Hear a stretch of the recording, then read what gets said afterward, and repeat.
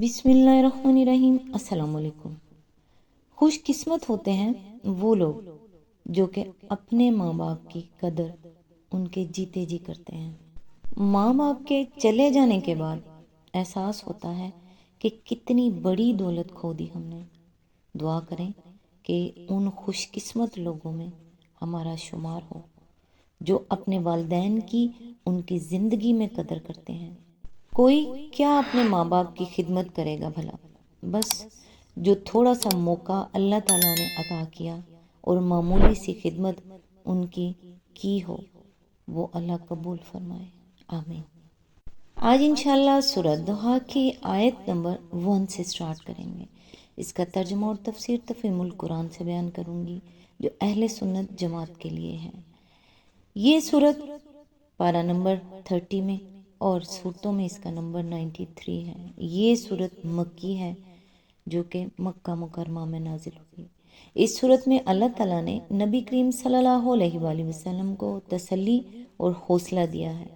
جب کچھ عرصے تک وحی کا نزول رک گیا تھا اور کفار آپ صلی اللہ علیہ وآلہ وسلم کو طعنے دیتے تھے کہ آپ کو آپ کے رب نے چھوڑ دیا ہے، اس صورت میں اللہ تعالیٰ نے قسم کھا کر فرمایا کہ نہ تو آپ کے رب نے آپ کو چھوڑا ہے اور نہ ہی ناراض ہوا ہے۔ اس صورت میں اللہ تعالیٰ نے نبی کریم صلی اللہ علیہ وآلہ وسلم کو اپنی نعمتیں یاد دلائیں کہ اللہ نے آپ کو یتیم پایا تو پناہ دی، راستہ نہ جانتے تھے تو ہدایت دی، اور محتاج پایا تو غنی کر دیا۔ آخر میں اللہ تعالیٰ نے 3 اہم ہدایات دی۔ یتیم پر سختی نہ کرو، سائل کو نہ جھڑکو، اور اپنے رب کی نعمتوں کا ذکر کرتے رہو۔ یہ صورت ہمیں سکھاتی ہے کہ مشکل حالات کے بعد آسانی آتی ہے۔ اللہ اپنے بندوں کو کبھی نہیں چھوڑتا اور ہمیں چاہیے کہ ہم اللہ کی نعمتوں کا شکر ادا کریں اور کمزور لوگوں کے ساتھ اچھا سلوک کریں۔ تو چلیں سٹارٹ کرتے ہیں آیت نمبر 1 سے۔ اعوذ باللہ من الشیطان الرجیم، بسم اللہ الرحمن الرحیم۔ قسم ہے روز روشن کی۔ اس کی تفسیر ہے، یہاں لفظ ضحیٰ رات کے مقابلے میں استعمال ہوا ہے، اس لیے اس سے مراد روز روشن ہے۔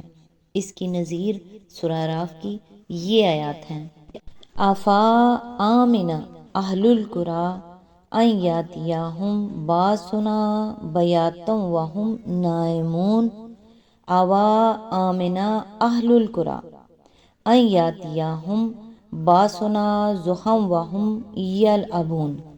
آیت نمبر 97 to 98، یعنی کیا بستیوں کے لوگ اس سے بے خوف ہیں کہ ان پر ہمارا عذاب رات کو آ جائے جب کہ وہ سو رہے ہوں، اور کیا بستیوں کے لوگ اس سے بے خوف ہیں کہ ان پر ہمارا عذاب دن دہاڑے آ جائے جب کہ وہ کھیل رہے ہوں۔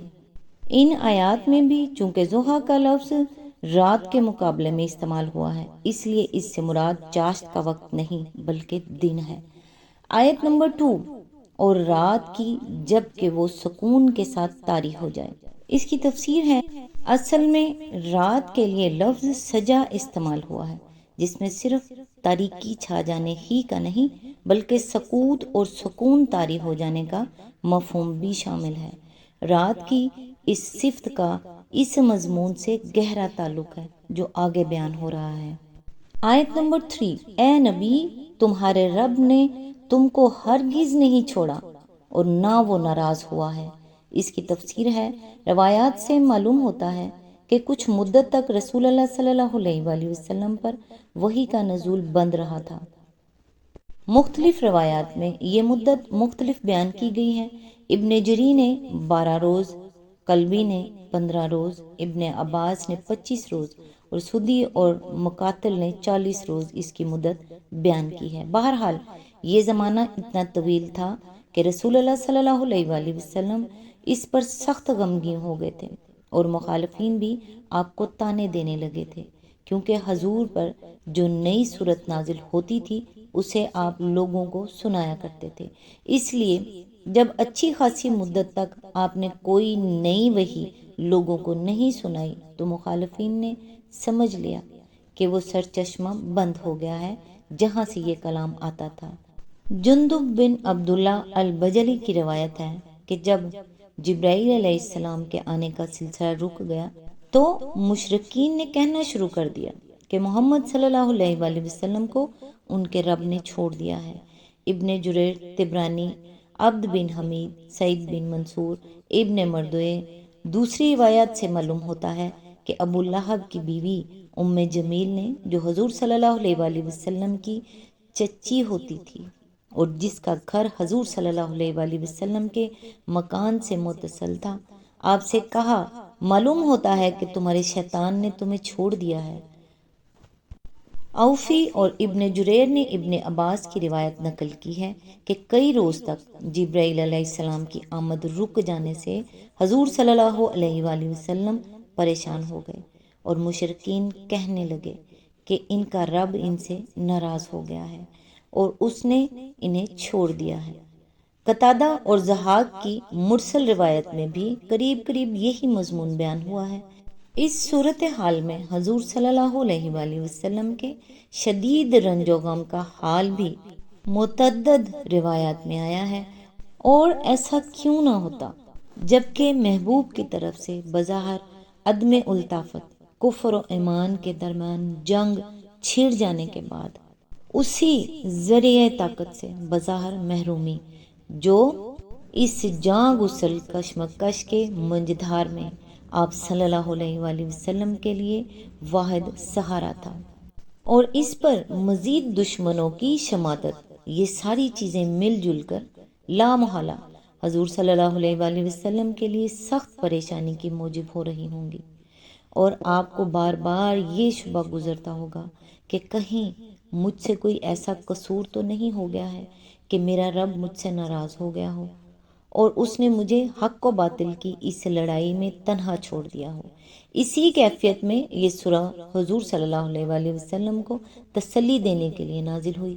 اس میں دن کی روشنی اور رات کے سکون کی قسم کھا کر حضور صلی اللہ علیہ وآلہ وسلم سے فرمایا گیا کہ تمہارے رب نے نہ تمہیں چھوڑ دیا ہے اور نہ وہ تم سے ناراض ہوا ہے۔ اس بات پر ان دونوں چیزوں کی قسم جس مناسبت سے کھائی گئی ہے وہ یہ ہے کہ جس طرح دن کا روشن ہونا اور رات کا تاریکی اور سکون لیے ہوئے چھا جانا کچھ اس بنا پر نہیں ہوتا کہ اللہ تعالیٰ دن کے وقت لوگوں سے خوش اور رات کے وقت ان سے ناراض ہو جاتا ہے، بلکہ یہ دونوں حالتیں ایک عظیم حکمت و مصلحت کے تحت طاری ہوتی ہیں۔ اسی طرح تم پر بھی کبھی وحی بھیجنا اور کبھی اس کو روک لینا بھی حکمت و مصلحت کی بنا پر ہے۔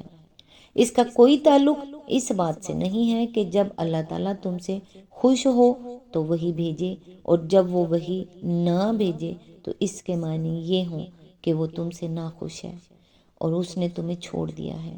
اس کے علاوہ دوسری مناسبت اس مضمون سے اس قسم کی یہ ہے کہ جس طرح دن کی روشنی اگر مسلسل آدمی پر طاری رہے تو وہ اسے تھکا دے، اس لیے ایک وقت خاص تک دن کے روشن رہنے کے بعد رات کا آنا ضروری ہے تاکہ اس میں انسان کو سکون ملے۔